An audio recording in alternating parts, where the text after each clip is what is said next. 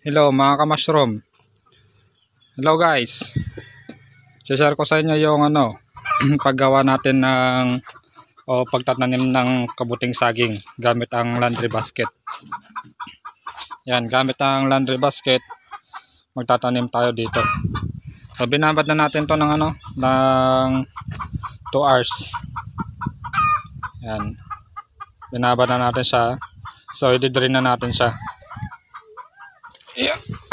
Nilagyan ko siya ng pampabigat para sa ganun ay lumubog siya, kasi pag hindi ko nilagyan apaw siya na ganyan, no? So pwede na ito, i-drain na natin siya para taniman natin siya maya maya ng konti. Ang kailangan lang natin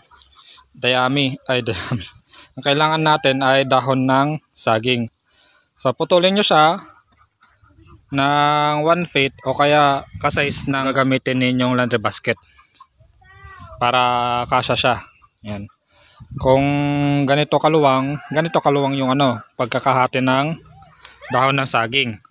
Pero pag mas mapayat dito, ganun ang putulin ninyong dahon ng saging para kasya. Alisin na natin siya.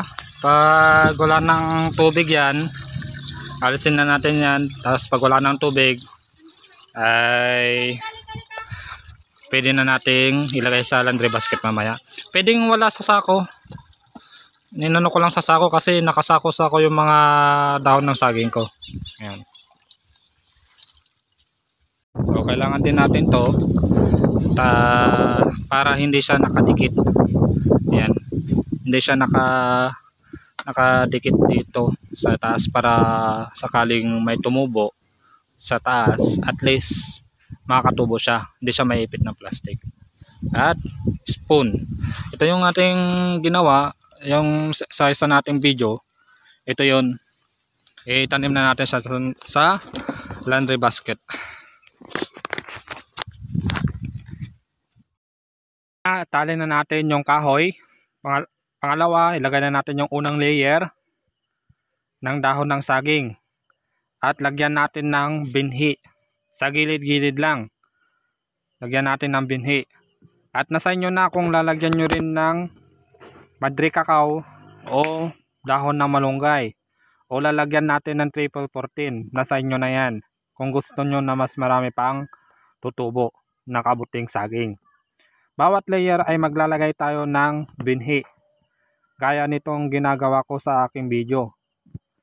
Bawat layer ay maglalagay at ayusin natin siya. Ganyan yung aking ginagawa na pwede ninyong gayahin. Siksikin lang natin siya para mas maganda yung kanyang pagkatubo. Mas maganda kung may triple 14 bawat layer para mas marami siyang tubo. Okay lang din naman nakagaya dito sa aking ginawa na walang abono na triple 14. Yun naman ay optional lang. At lagyan natin bawat sa gilid niya. Ganyan. Para sa ganun ay dagdag din ng kanyang pagkaamag. Pagkatapos na natin siyang malagyan lahat, ay kukuburan na natin siya gamit ang plastic. Hindi rin yung ibang plastic, pagdugtungin nyo lamang. Ganyan sa ating video. At dahil naarawan siya, ay pwede kayong maglagay ng sako sa ibabaw para malisan yung direct sunlight, para hindi matuyo. Yan o. Yan. Mga pinheads niya. Meron na siyang mga tumutubo. Yan o. Dami dito. Papakita ko lang sa inyo para makita ninyo. Yan.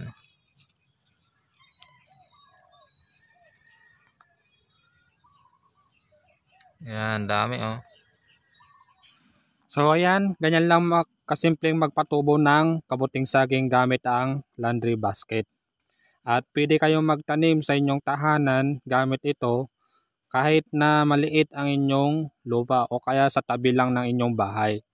Nawa ito ay nakatulong sa inyo, itong video ito, at huwag niyong kalimutan na suportahan ang ating YouTube channel sa pamamagitan ng pag-subscribe at like ninyo. Salamat at God bless sa inyong lahat.